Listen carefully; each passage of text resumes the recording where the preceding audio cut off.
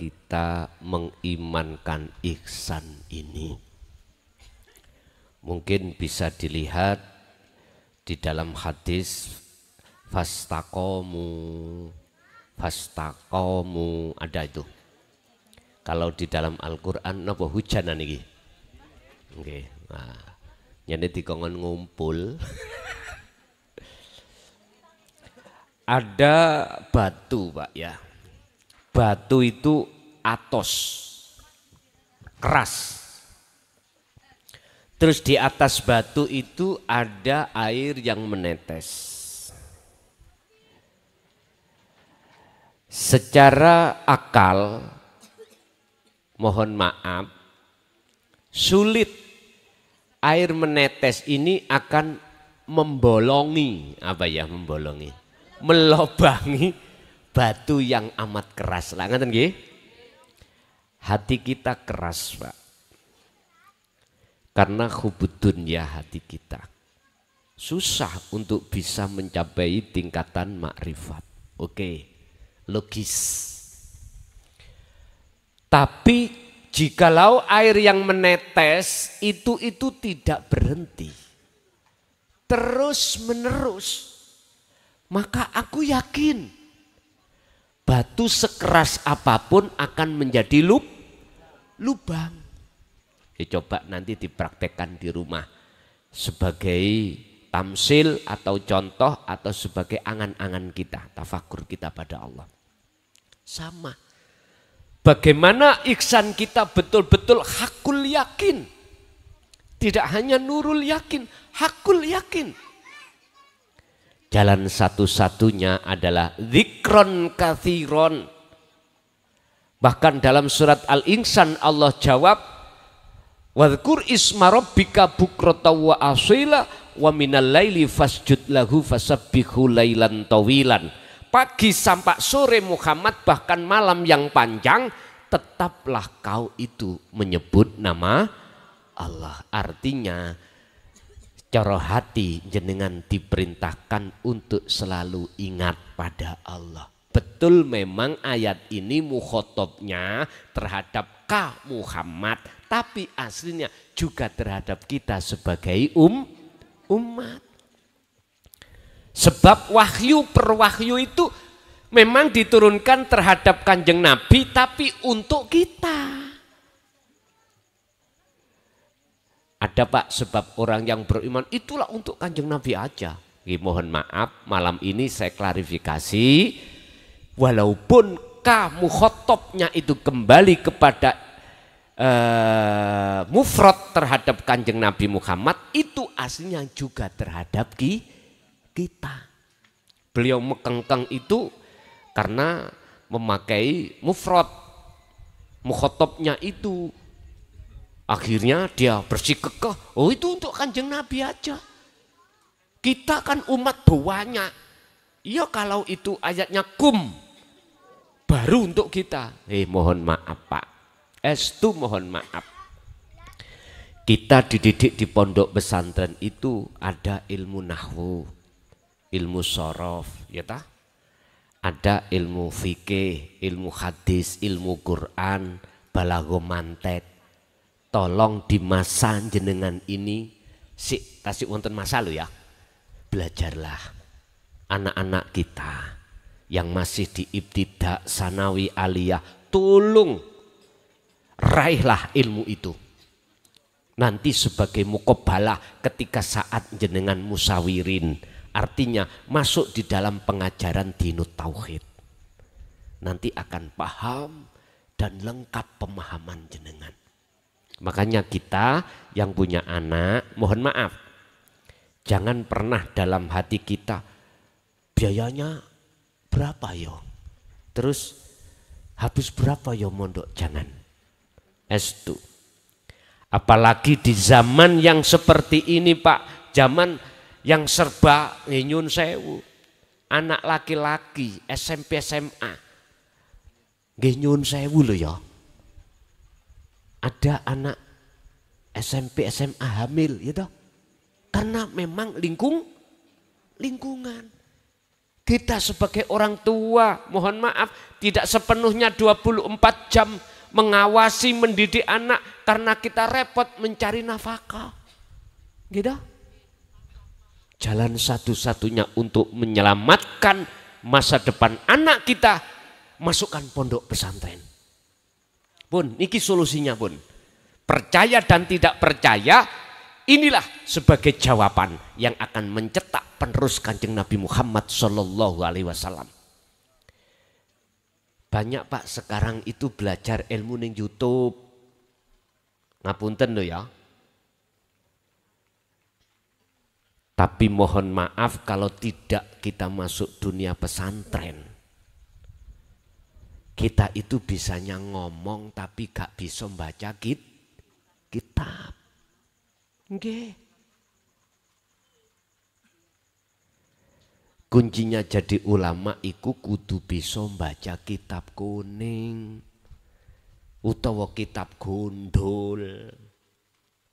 Lah bagaimana mungkin kita akan bisa membaca kitab gundul kalau nahwu shorof itu tidak kita kuasai? Enggak iso. Lah nek umpama gak iso maca kitab tapi sering ning panggung ceramah, iku dudu ulama, iku penceramah. Biasane iku nggih mohon maaf nek tak dengarno iku kok yo sifate iku ngobong katul, tahu katul sampean? Dedek gitu. Hati-hati. Aku yakin kalau jenengan iku sudah didesain di dalam pondok pesantren sampai tingkatan apa namanya ketauhidannya, itulah kalau boleh saya katakan sebagai tabi'ina sholihin, penerus Rasulullah. Kita nggak butuh sebagai pengakuan nasab, nggak butuh. Ilmu Rasulullah itu di jalur dua, ada yang meneruskan lewat nasab disebut duriyah, ya dah. Ada yang dari sudut sayyid itu apa orang dekat beliau, para sahabat, tapi nggak ada hubungan. Nah, ilmunya dua-duanya sama. Inilah yang wajib disebut habaib. Ini kekasih Allah sebagai tabi'in. Untuk mencapai habib itu syaratnya bukan nasab. Amanu wa taqau, iman dan takwa pada Allah. Baru bisa menuju ke situ. Yun sewu, kita lihat bagaimana karakter Rasulullah di dalam Al-Quran. Sifatnya bagaimana. Wa ma arsalnaka rahmatan lil ngalamin. Laqad kana lakum fi Rasulillahi uswatun, kasih contoh, mboten gacor ngeten iki. Niki lak gacor ah. Ngerti gacor men? Uswatun hasanah itu mempelajarkan. Nek uswatun hasanah memberikan contoh, uswatun Rasulullah langsung memberikan contoh. Beliau memberikan contoh, sebelum memberikan contoh, beliau itu sudah melakukan terlebih dahulu. Kalau mau itu kadang-kadang kita bicara, tapi kadang kita belum melakukan. Niki hati-hati. Hati-hati. Rasulullah malah uswatun hasanah. Kalau kita melihat di Al-Quran.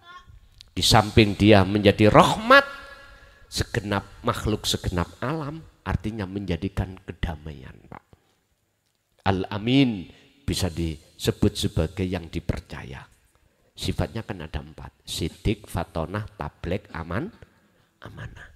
Sekarang gini, yang ngaku-ngaku duriyah, ada enggak rahmatan lil alamin? Ayo. Malah menjadi rawat. Pribumi antara pribumi akan tawur. Inilah akan terjadi kedua kali perang Palegrek. Mungkin sejarah jenengan sekolah biyen dulu ada kan perang Palegrek antara saudara pribumi dengan pribumi.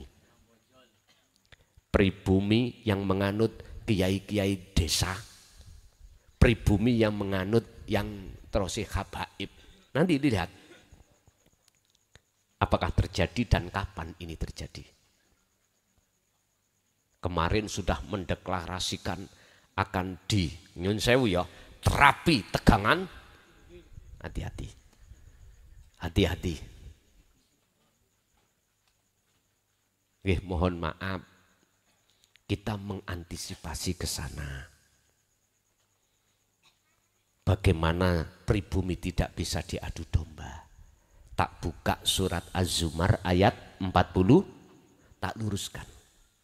Saya tidak benci dengan orang yang membaca sholawat, ngajak sholat. Enggak, saya luruskan. Sebab orang yang membaca sholawat itu endingnya, tujuannya supaya dapat syafaat dari kanjeng. Dan kita beriman yang memiliki syafaat itu hanya kanjeng Nabi. Ternyata bukan itu. Itu milik Allah yang dilewatkan kanjeng Nabi untuk kita. Berarti syaratnya kita membaca sholawat, wajib imannya syafaat itu datangnya dari Allah. Dari Allah.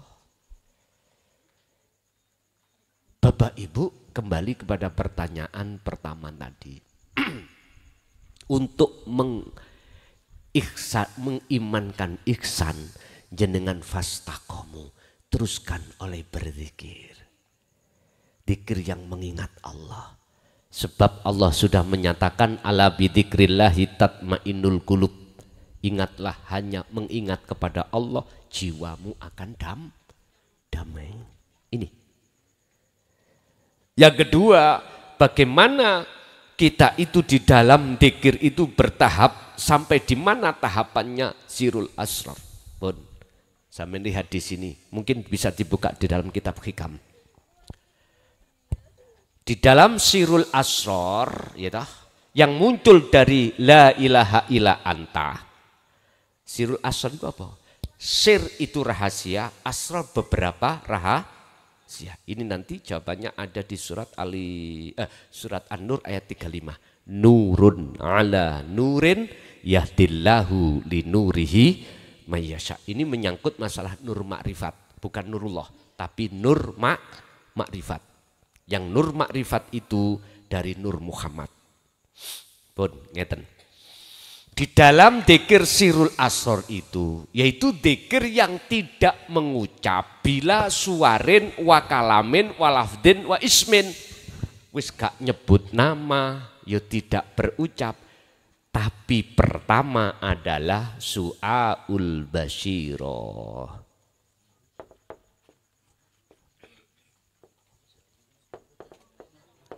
Apa su'aul basyirah? Merasakan kalau Allah hanya ilahun wahid, hidup kang sejati, yaitu Allah subhanahu wa ta'ala. Di dalam diri kita dan di luar diri kita lah sang yang berperan.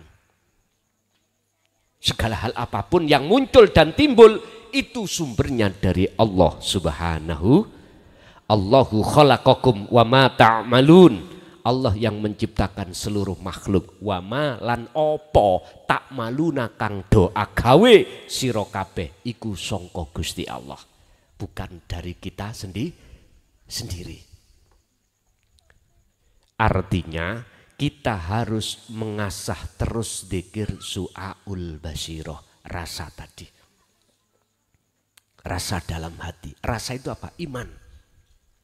Kita harus terus mengasah iman itu setiap saat dan waktu. Contoh, waktu sholat. Sebelum kita takbiratul ihram, hati sampean harus yakin atau merasakan.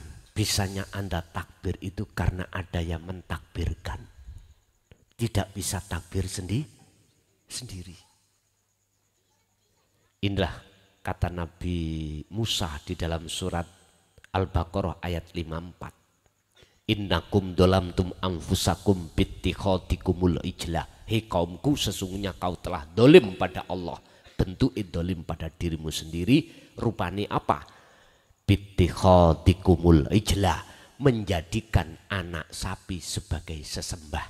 Artinya nyun sewu, atiku mau iman, sukaria, bersukaria terhadap sapi mau.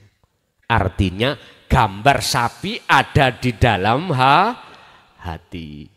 Bittikhadikumul ijlah, dengan bentuk kamu telah menjadikan anak sapi menjadi sesembahanmu. Iki kacamata hakikat, bukan syariat. Bukan sapi pedet-pedet wujud mboten. Apa? Ning ati ono rasa iman bahwasanya sing ngaji metu iki teko klason. Atiku ngunu, berarti sama halnya saya menyembah pedet. Tahu pedet nih? Pedet itu anak sapi. Bagaimana caranya kita itu untuk bertobat? Fatubu ila bari'ikum, dengan cara faktulu anfusakum, lepaskan rasa keakuan dalam dirimu itu yang melakukan. Dilepas. Inilah maksud su'aul basiroh. Ini sama halnya su'aul basiroh itu ada di surah Al-Ankabut ayat 5. Allah dawuh, mangkana yarju liqa Allah fa inna ajalallah la'at. Barang siapa dalam hatinya ingin bertemu Allah, ada keinginan untuk bertemu Allah, karena ada rindu. Mengapa demikian? Karena jenengan sudah mendapatkan guru akhirat dan diwejang ilmu untuk mengesahkan Allah. Mesti rindu sampean untuk selalu bertemu Allah. Waktu sholat pingin ketemu Allah. Barang siapa di antara kamu sekalian ingin, dalam hatinya ada keinginan, harapan untuk bertemu Allah, fa inna ajalallah la'at. Allah berjanji. Nih, niki sampean kecoki. Allah berjanji pertemuan mesti terjadi. Allah berjanji dalam waktu yang sudah Allah tentukan pertemuan itu terjadi. Entah ketika sholat, entah ketika zakat, sedekah, puasa, haji, atau kerja, atau waktu makan, atau apapun. Tandanya bertemu Allah tadi. Ada 3 hal tadi yang saya katakan di depan. Apa? Dalam hati sudah lepas keakuan diri. Nomor 2, dalam hati muncul akunya Allah semuanya yang melakukan. Yang ketiga adalah hati terasa damai. Kalau ini sudah sampean pupuk terus sampean bangun su'aul basirah, maka lanjut yang kedua, tahapan di sirul asra yang kedua, ainul basirah. Apa? Bertemu. Melihat itu satu paket dengan bertemu. Syariat saya dari Mojokerto ke sini numpak mobil. Torikohnya jalannya tol. Hakikat tujuan bertemu jenengan. Kalau sudah sampai ke sini bertemu jenengan, inilah makrifat. Syariat sampean bertemu Allah apa? Ilmu. Udah disampaikan. Terus torikohnya semua aktivitas ibadah murni atau tidak, yoiki torikoh sing mutasil yang dilakukan Kanjeng Nabi. Wis tak kandani. Rasulullah pada saat itu segala ibadah baik murni atau tidak murni beliau jadikan sebagai jalan untuk bertemu Allah. Ini hakikat. Ini torikoh maksud saya. Lah hakikatnya, tujuannya adalah bertemu Allah. Berhubung ilmunya sudah disampaikan, otomatis dalam diri hati jenengan ada keinginan bertemu Allah. Ketika saat sudah bertemu, maka disebut ainul basirah, melihat wujudnya Gusti. Terus pertanyaan nih, bertemu atau melihat wujudnya Allah itu apakah sirroh hamba iki mang yang melihat wujudnya Allah? Bukan. Bingung iki ngaji. Untuk kuno bingung iki. Syekh Ibnu Athaillah kalau mendefinisikan bertemu Allah iku ngene. La ibsarun wa mubsarun wa basarun. Yang melihat tadi, yang menghadap disebut makhluk. Lah kan nggih? Oke, ruh. Yang dilihat adalah Allah. Yang dihadap adalah Allah. Terus yang ketiga, yang melihat mata disebut mata. Ketiganya itu fana. Nama-nama tiga itu fana. Hilang. Terus yang ada siapa? Yo yang ada. Siapa yang ada? Buka. Dalam sifat wajib Allah pertama wujud. Sing wujud cuman Allah. Bukan Allah nama yang fana. Tadi Al-Quran menjawab laisa kamislihi syai'un.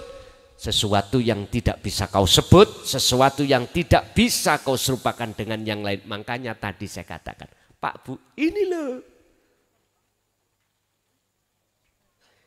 Nek dereng dong, belum paham. Disimpan keterangan ini tadi. Cukup jenengan iki teruskan dzikir itu. Walaupun dzikir sampean belum kemakrifatan, lakukan terus dzikir. Dalam satu makalah Syekh Ibnu Athaillah dawuh, la tatruk adzikra.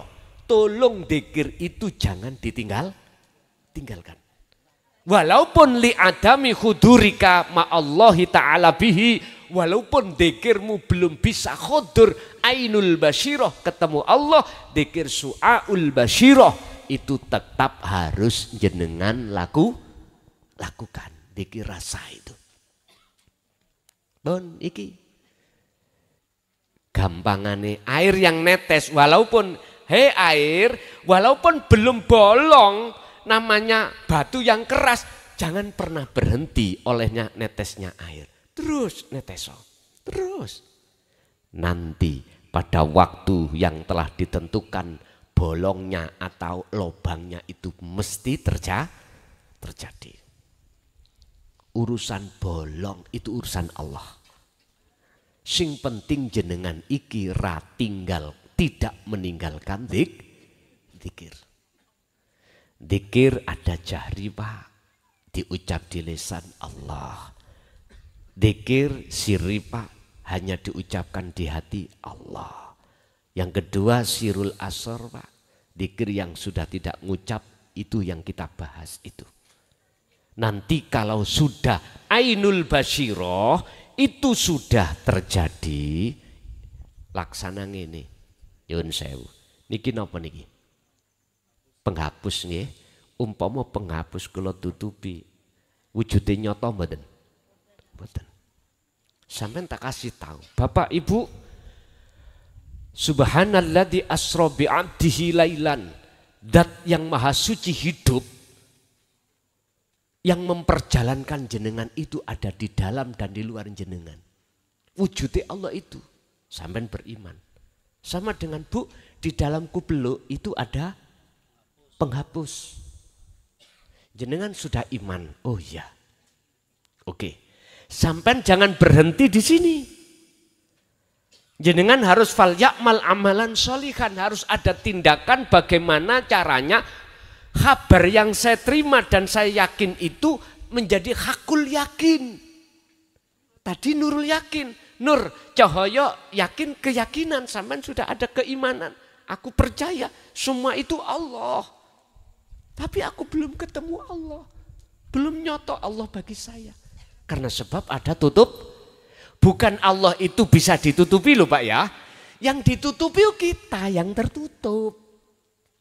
Itu harus dihilangkan. Nah, lewat su'aul basyirah. Terus dibangun dzikir rasa itu sampai kapanpun. Kalau itu sudah dengan lakukan terus menerus, maka ainul basyirah bertemu. Detik-detik dikatakan bertemu itu pada saat waktu detik hilangnya tutup ini. Allahu waliyul ladina amanu yukhrijuhum minadz-dzulumati ila nur. Al-Baqarah 257. Nyotone Allah di dalam diri jenengan itu bersamaan hilangnya kegel. Lah iki mang ini ki gelap wis. Gak nyoto penghapuse iku gelap.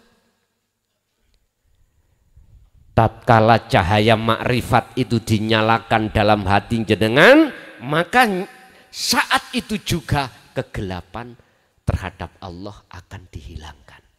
Nah, kalau sudah gini, hakul basiroh yang terakhir. Yang saya umbah nggih. Menyatakan. Artinya iman sampai tadi penghapus, bisakah diganti? Bu, Bapak, ini onde-onde. Percaya?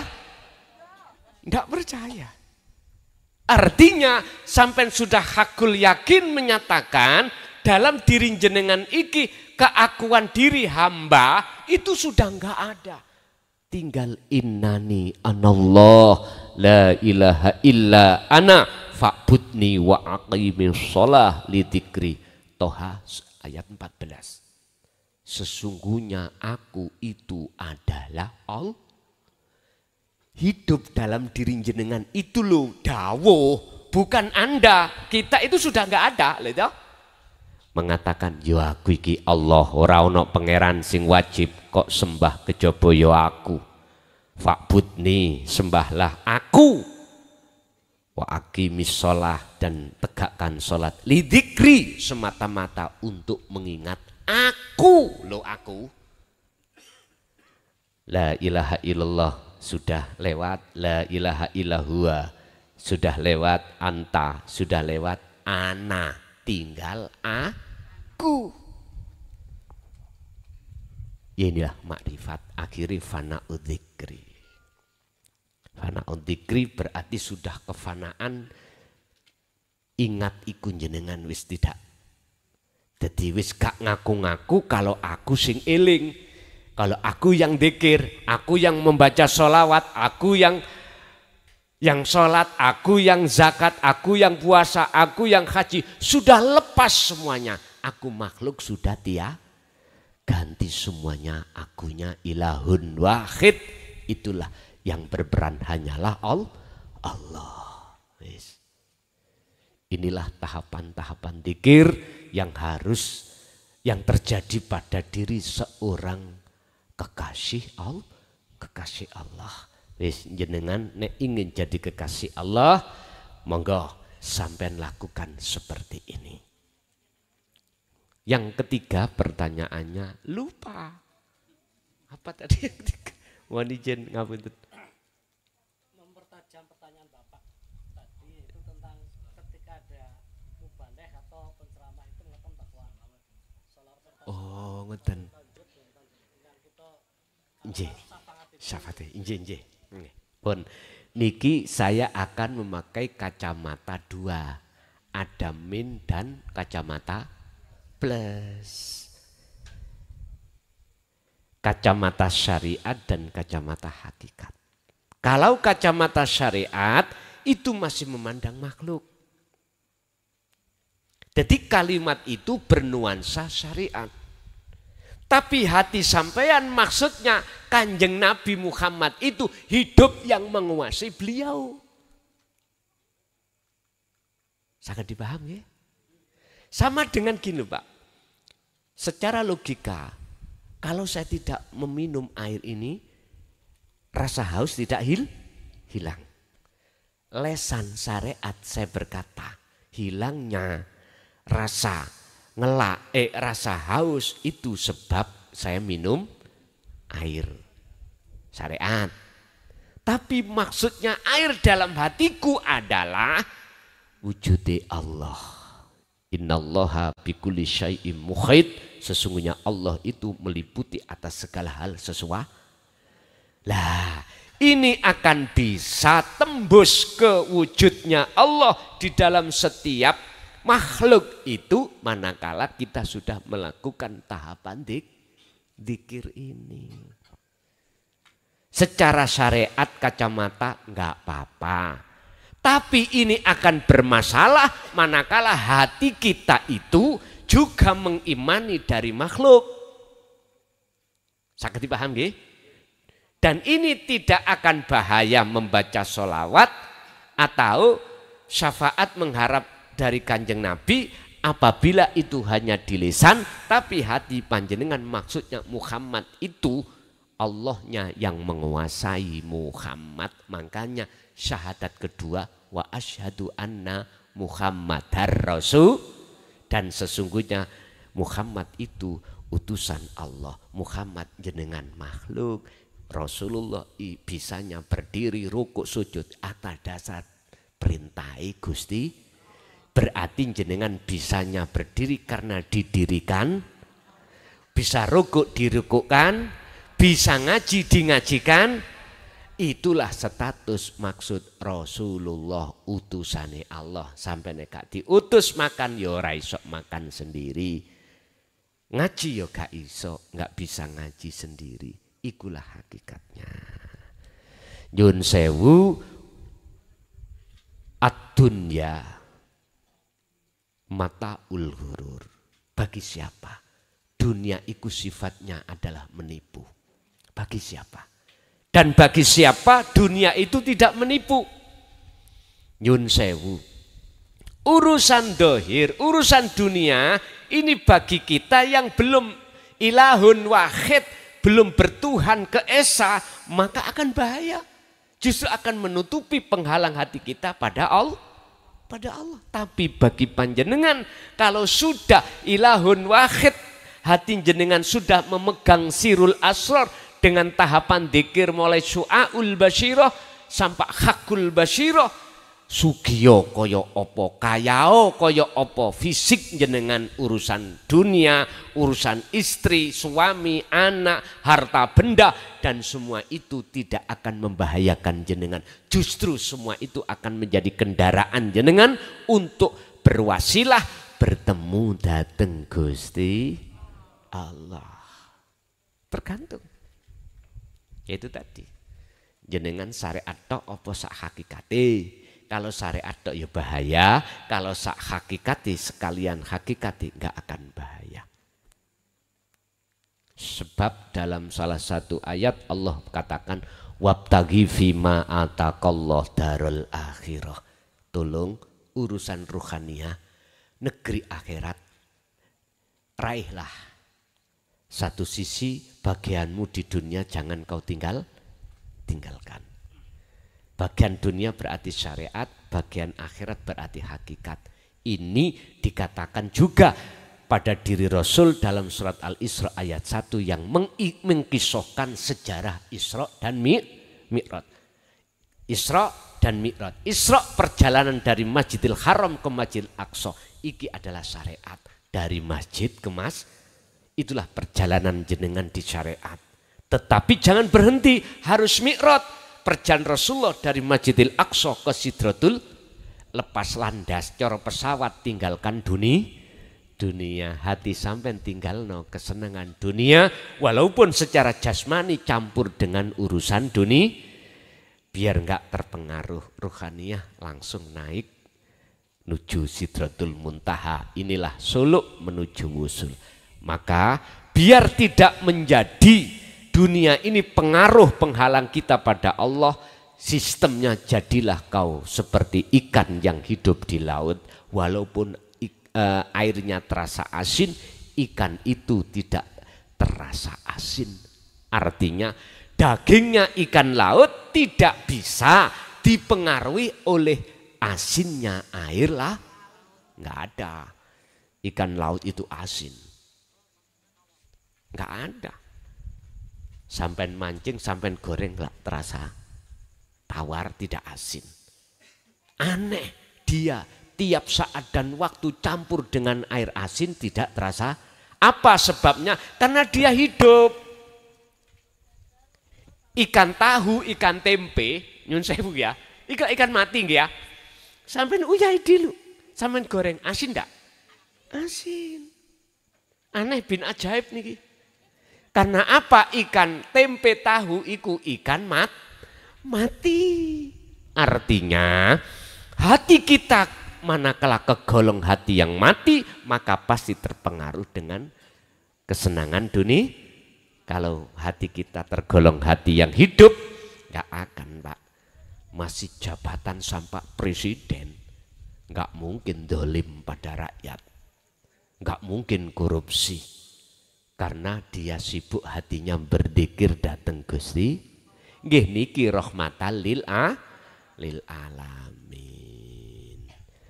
Jadi mboten napa-napa cara syariat, Pak, jasmani, tapi berbahaya manakala rohaniah kita tidak berhakikat. Itu aja. Nggih. Sekali lagi Bapak mungkin. Nah itu belakang nih kok ada. Sinten? Lah niki ngarep iki ono ya apa iki? Ayo sing dhisik-dhisik nyekel mik monggo ngoten mawon.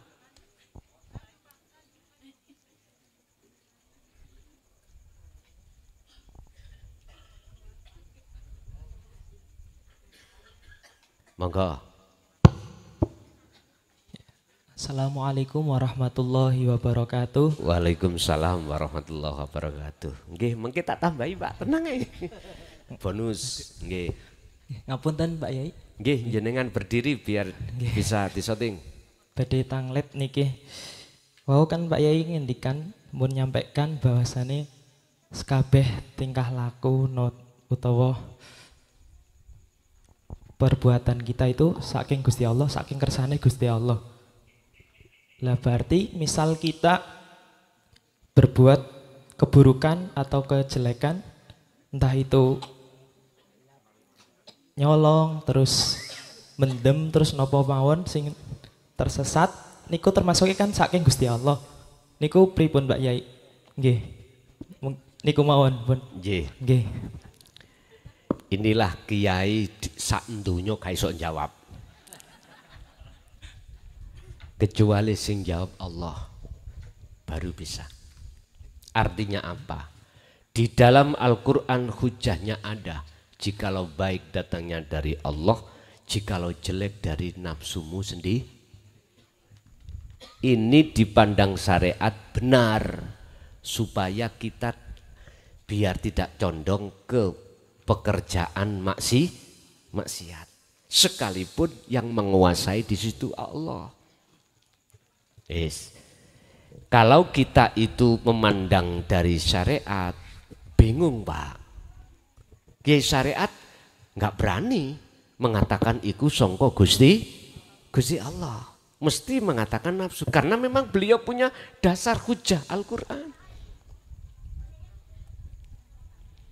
Terus kalau kita tarik dari kacamata hakikat berarti ada penguasa dua. Allah dengan nafsu dalam diri kita. Lah ngoten nggih. Padahal hakikat itu memandangnya itu ilahun wahid, ketunggalan. Terus biar gak bingung bagaimana kalau maksiat itu datangnya dari Allah. Ya apa iku biar kula saged nrimo. Lah ngoten nggih. Saged memahami. Pun nyun sewu. Bahasa maksiat, bahasa taat itu kan muncul dari syariat. Baik dan jelek. Nyun sewu. Terus siapa yang berkuasa sesungguhnya di dalamnya itu? Tergantung. Kita mandangnya dari mana? Kalau mandang hakikat mandang ahad loh Pak ya. Keesaan Allah. Enggak boleh kita mengatakan penguasa dua. Enggak boleh.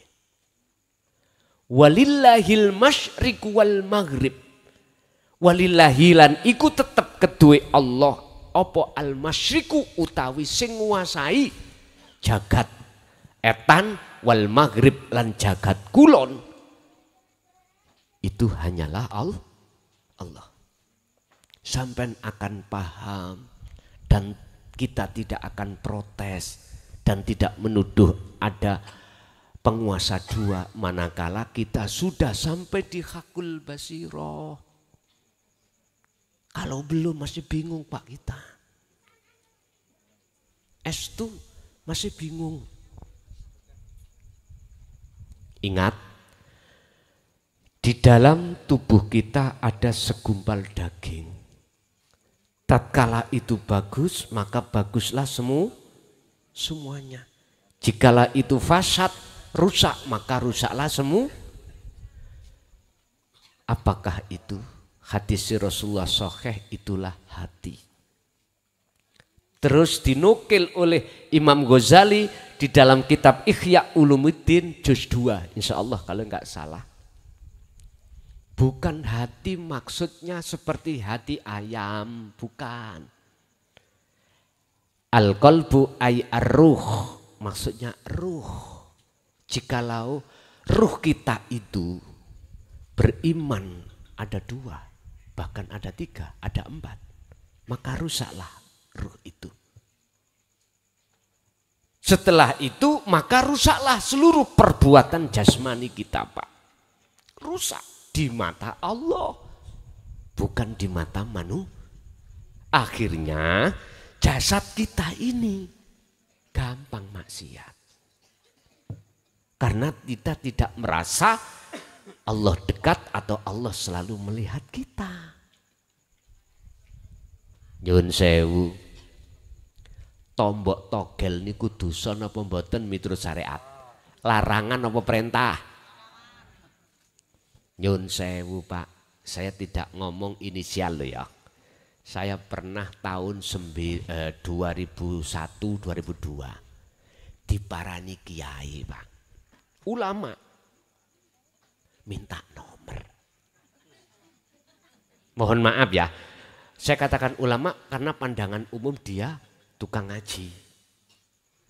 Kebebeng, tahu kebebeng Pak? Keterpaksaan, hutangnya banyak. Niku bilang sama saya, Gus, dudunono meresuk kemis iku piro muncule. Kanggo nyaur utang tok ae. Saya coba, mohon maaf. Ini tingkatannya kita sebagai tukang ngaji, isok ngaji. Apalagi yang tidak belas. Nah gitu toh. Artinya siapapun kita, apapun status kita, kalau belum sampai dzikir sirul asror, su'aul basyiroh, bahkan hakul basyiroh, mesti terbuai Pak, kita itu hati kita. Dengan gebiarindunya terbuai. Sehingga kita akan buta pada Allah, akhirnya kita akan gampang dan berani berbuat maksiat. Husnul a'mali nata'iju husnil akhwal min qalbin zalihidin. Syekh Ibnu Athaillah dalam makalah, perbuatan dohir jasad ini akan bagus, itu tergantung sumber yang muncul, keadaan ruhaniah itu bagus apa ora. Baguse hati ruhaniah jenengan yaiku mingkol bin zahidin. Kalau di dalam Al-Quran ini wajah tuwaj hiya, wajah rasampen menghadap ke wajahi Gusti baru, itu benar. Nek wis seperti ini Allah terasa dekat dan Allah terasa selalu melihat kita. Gak akan Pak kita itu gampang berbuat maksiat. Bapak Ibu, terus bagaimana kita meyakini kalau maksiat itu datangnya dari Allah? Ngeten, jangan dilihat makhluke. Nek sampean lihat makhluke mesti muncul kata-kata maksiat, mesti muncul kata taat dan maksiat. Coba sampean lihat dari sisi ilahun wahid yang berkuasa, siapa? Nah kalau sampai sudah melihat itu, barulah kalimat maksiat dan taat itu fana. Sehingga manakala ditarik ke syariat lagi, sebab apa Allah menguasai si A berbuat maksiat, si B berbuat taat, sebab apa? Lah asbabun nuzul akan masuk niki seret sampean tahu jawabane. Oh, mek satu jawabane. Yang taat sami'na wa atokna, yang maksiat sami'na wa asaina. Jawabannya di dalam surat Al-Baqarah ayat ndek-ndekan. Innal ladzina kafaru sawaun 'alaihim a'anzartahum am lam tundirhum la yu.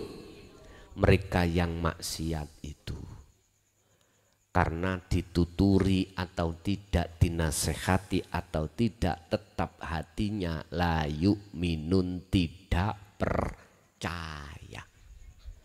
Lah maksiat niki sing kula maksud maksiate ati. Maksiate ada dua, maksiate jasad dan maksiate roh. Khusus yang kubahas tadi adalah maksiate roh. Apa maksiate roh?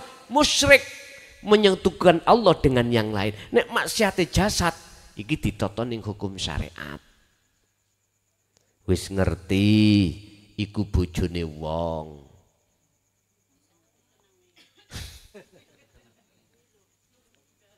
Paham nggih?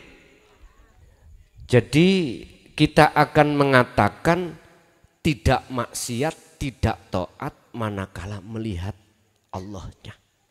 Sebab gak mungkin Allah itu berlaku maksiat.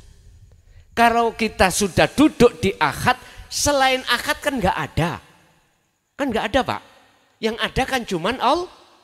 Bagaimana mungkin kita makhluk yang tidak ada bisa melakukan maksiat taat? Makanya saya katakan bertemu Allah itu bagaimana mungkin kita yang sebagai makhluk yang sifatnya tidak wujud bisa melihat yang wujud. Mungkin boten? Boten mungkin. Jadi yang bisa melihat yang wujud sendiri, berarti yang melihat Allah itu Allah sendiri. Setelah dalam dirimu kefanaan keakuan dirimu sebagai makhluk. Bau wengung memangnya kalau sudah di situ Pak. Tapi kalau sampai terus menerus gelem dzikir seperti itu, Allah sendiri yang akan membimbing diri jenengan, dan jenengan tidak akan pernah bingung manakala nanti kalau sudah di hakul basiro. Dzikir sirul asra iki proses sih Pak. Muncul dari kalimat tauhid di dalam surah Al-Anbiya ayat 87. La ilaha illa anta subhanaka inni kuntu minadz zalimin. Tolong iki sampean buka di dalam tafsir mutasyabihah itu di dalam Al-Qur'anul Qadim. Nek Al-Qur'anul Karim berarti bacaannya. Tafsirane Al-Qur'anul Qadim. Tapi kalau sampean lihat dari tafsir muhakamah, apakah Ibnu Katsir, apakah tafsir Jalalain, tafsir Munir, tidak ketemu tentang sirul asrar. Mboten saged ketemu. Ketemunya itu nanti ada di dalam Al-Qur'anul Qadim. Yaiku wahyu Gusti Allah yang tersirat, yang ada di dalam hati jenengan. Iku nanti akan terbuka manakala jenengan sudah sampai di hakul basiroh. Itu muncul sirul asrar. Lah fungsine bacaane cukup praktek dirasa. Kalau bacaannya ya la ilaha illa anta subhanaka inni kuntu minadz. Kalau jenengan mau cotok lesan ini, hati tidak berjalan rasa, jenengan akan mendapatkan karomah. Jenengan akan muter-muter di makom mukasyafah, tidak bisa ke musyahadah bertemu Allah, nggak iso. Mboten bisa. Itu tidak jauh berbeda ketika jenengan dzikir jahar kali siri. Jenengan masuk thariqah manapun, muktabaroh katanya. Ketika jenengan suluk puluhan tahun, pengen tahu saya. Sudah wusul? Mohon maaf loh ya. Karena saya juga korban, Pak. Jujur saya korban. Saya pelaku puluhan tahun. Jujur, saya masuk di dalam toriko salah satu di antara toriko yang muktabaroh. Aku nggak usah nyebut ya. Saya diaturi dzikir sirri, mohon maaf pada saat itu tahun 74, Pak. Berapa? Satu hari satu malam. 20.000. Kalau sekarang berapa? 5.000. 20.000, Pak. Tapi itu memang proses birriyadoh wal adhkar. Memang proses itu. Tapi saya katakan, kalau terus sampean ada di dzikir itu, nggak bisa. Untuk dikatakan wusul di maqam musyahadah pada Allah. Kita endingnya nanti terminalnya di maqam mukasyafah, jenengan penuh karomah, jenengan akan mohon maaf dalam mukasyafah itu jenengan itu tiap saat dan waktu itu gampang ketemu malaikat, kliwar-kliwari malaikat ikut tahu. Malaikat arepe ngambil bebek sampean, ketemu. Takok. Kate nandi? Bebekmu tak cukup.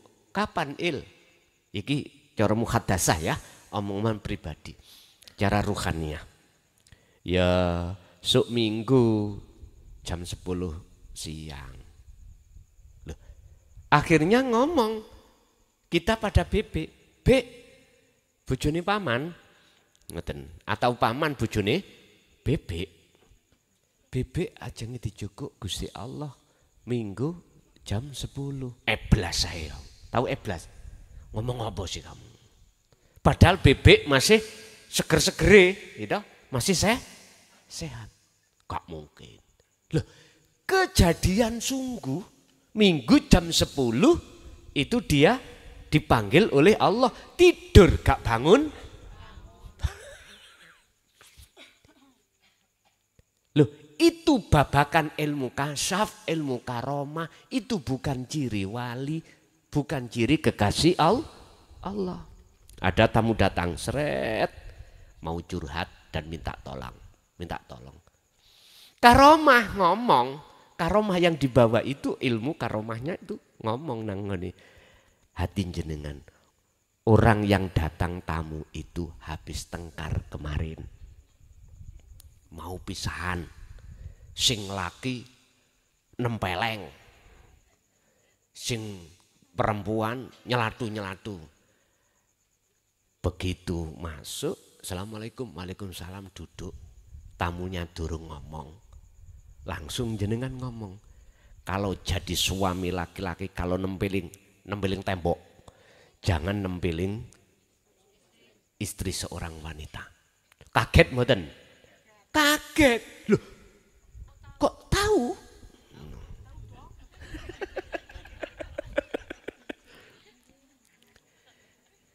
Ibu jenengan walaupun punya mulut dua,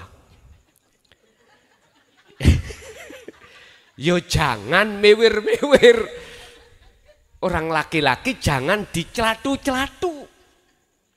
Kaget nggih? Kaget.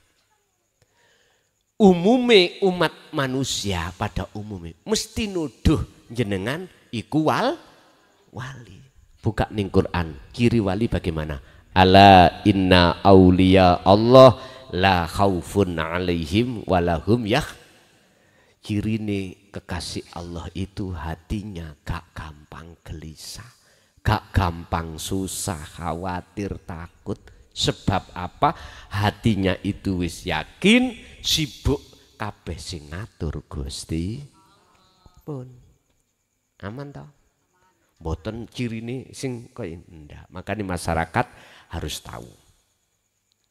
Jangan didik-didik orang yang sudah tahu perkara yang akan terjadi. Oh itu wali, karomah, kewalian. Bukan. Tapi juga ada kekasih Allah itu dibonusi Allah karomah. Tapi karomah itu bukan tanda kewalian seseorang terhadap Gusti. Balik pada Quran.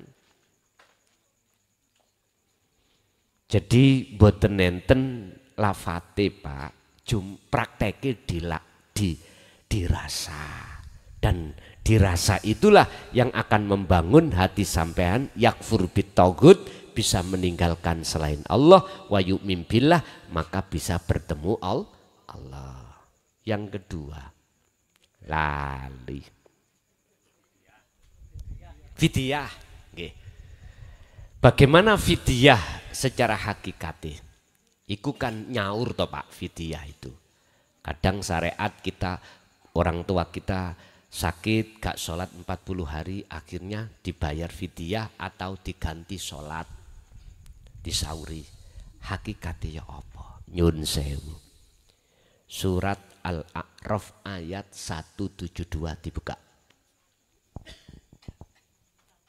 Al-A'raf 172.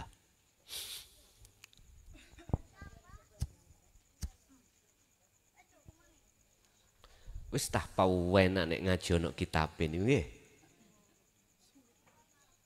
Sampun Bu, ketemu? Dereng. Paketane lemot. Alastu birabbikum qalu bala syahidna. Ruhaniyah sampean kali kula waktu di zaman ajali. Sebelum dunia didadekake.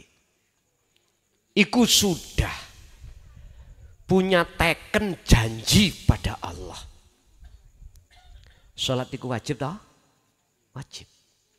Hafidu ala sholawah wa sholatil wusta wa kumulillahi qanitin. Perjanjian. Muhammad 5 waktu, nggih 5 waktu. Di situ Allah katakan, betulkah ruh al-arwah, aku Tuhanmu. Tetapkah kau bercinta, menyembah, memuja, memuji hanya padaku? Jenengan jawab teng mriku qalu bala syahidna. Qalu mongko padha jawab sapa arwah, bala injih syahidna, bersaksi, melihat, bercinta, menyembah, memuja, memuji sapa ingsun dateng jenengan. Oke, langsung dicatat, disetempel, des. Wa nafakhtu, kemudian lalu ditiupkanlah roh itu terhadap jasad. Disitulah Bapak Ibu nikmatul ijad sudah Allah laksanakan. Nikmat di mana penciptaan jenengan kali kula sebagai makhluk. Lalu Allah juga menyiapkan nikmatul imdad. Kelangsungan kehidupan, kebutuhan jasmani dan rohani. Jasmani kita waktu di kandungan, vitamin dilewatkan ibu. Lah ngoten nggih. Bapak yang kerja, ibu ya yang hamil, yang mama kasih makan bayi di dalam kandungan. Jangkep 9 bulan lebih. Mohon maaf Bu nggih. 2 kates luru, 2 monyor-monyor. Tahu monyor-monyor? Penuh dengan ASI. Monyor-monyor penuh asinya. Itu loh namanya kalau Jawa Timur monyor.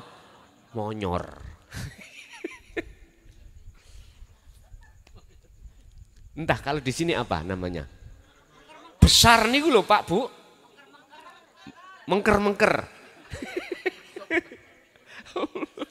Ngapunten ya. Niki fakta. Allah sudah menyiapkan nikmatul imdad terhadap bayi jenengan kali kula. Lah ruhnya bagaimana? Rasulullah mengatakan kullu mauludin yuladu 'alal fitrah. Bayi yang dilahirkan dari seorang wanita, apakah itu orang tuanya muslim atau ghairu muslim, tetap fitrah.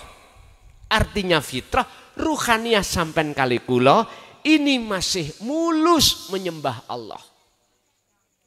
Menyembah ilahun wahid. Masih syahidna.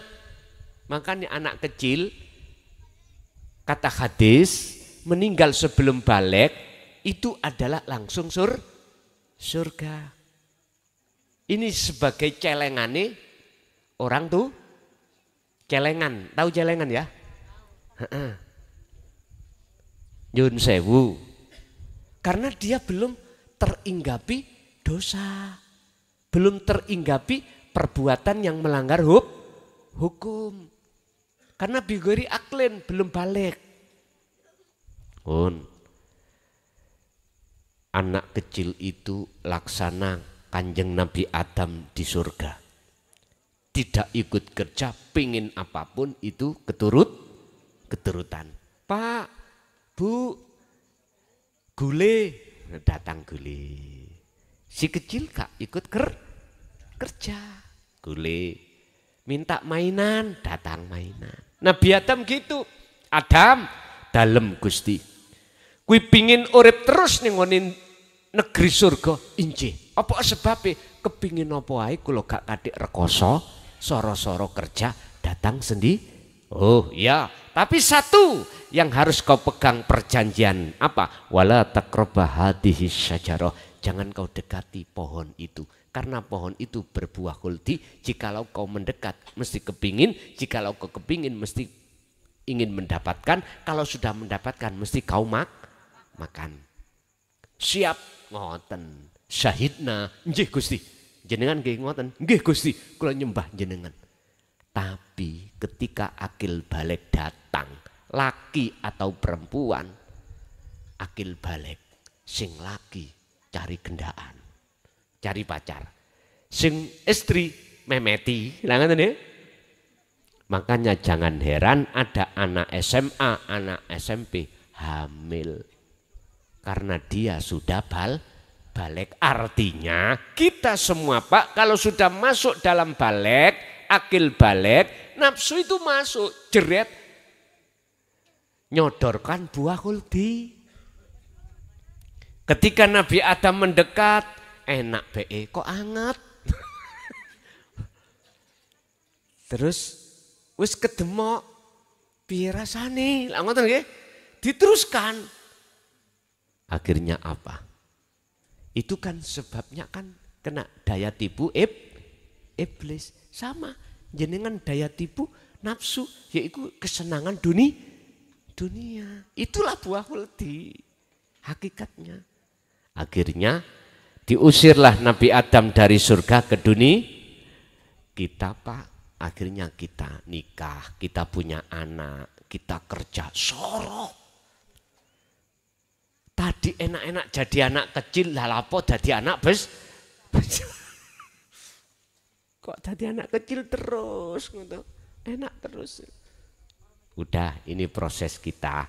Siapapun kita prosesnya seperti ini. Bahkan nenek moyang kita, Nabiullah Adam juga begitu. Yang penting, dawuh Gusti Allah yang terakhir, kembalilah pada Allah dalam keadaan fitrah.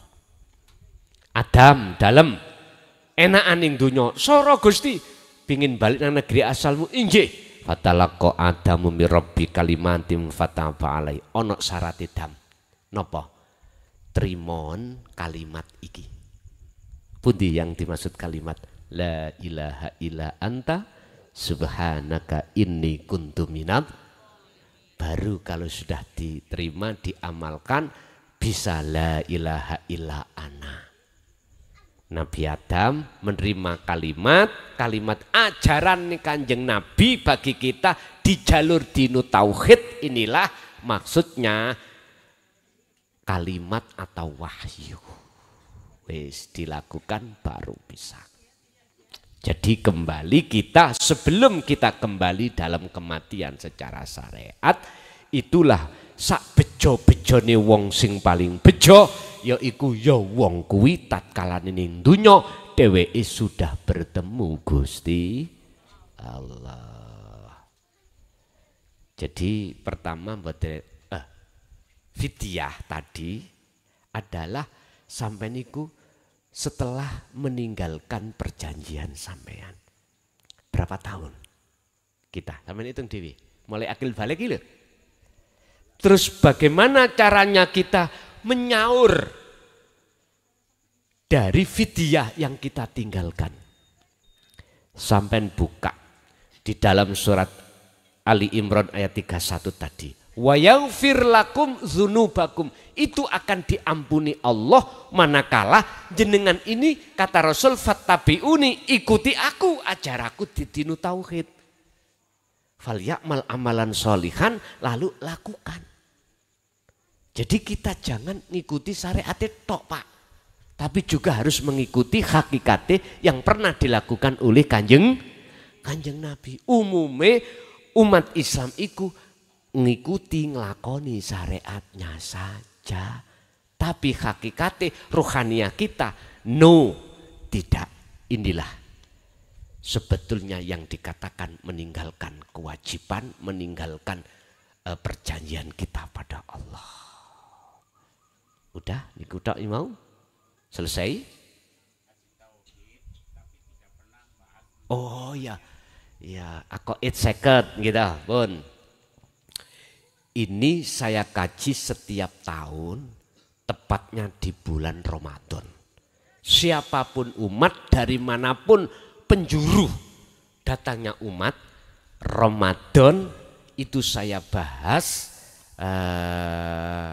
akoid seket iki, atau sifat wajib Allah dan wajib manusia atau Rasul, saya bahas komplit di bulan Ramadan. Boleh mengikuti langsung di pondok, boleh lewat live. Memang Pak, kebanyakan itu hanya disampaikan secara syariat. Padahal mulai dari sifat wajib Allah 20, mohal 20, di situ kan ada sifat nafsiyah, sifat salbiyah, ma'ani dan maknawiyah, ya toh? Semua komplit itu mestinya pendidikan rohaniah.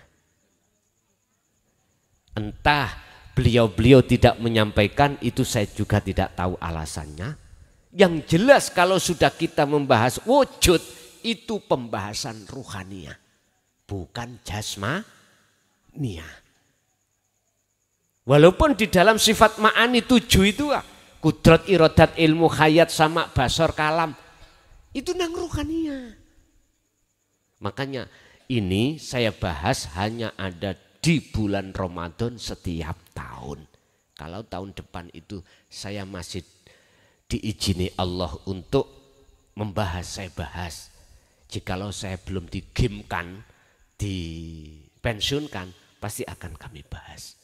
Sampai bisa mengikuti langsung ke pondok, di sana sampai hanya berangkat orang tok dengan pakaian udah gratis, dahare gratis, tileme pun jenengan tinggal ngurungokke ngaji udah, terus melakukan kholwat, monggo.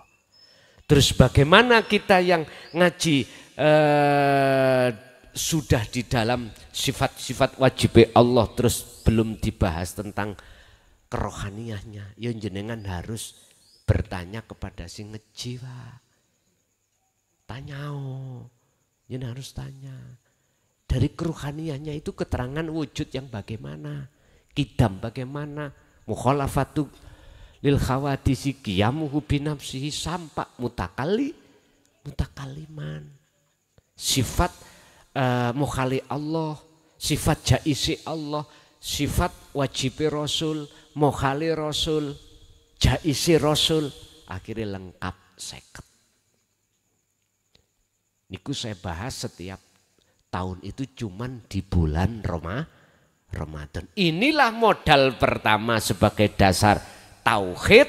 Untuk pengembangannya itu adalah di dalam ilmu tasawuf lainnya. Mukobalahnya terserah, kitab hikam boleh, Jami Usul Aulia monggo, banyak kitab-kitab yang berversi tasawuf, Fatkur Robani ada, sak kerso jenengan. Nggih. Wonten malih niku.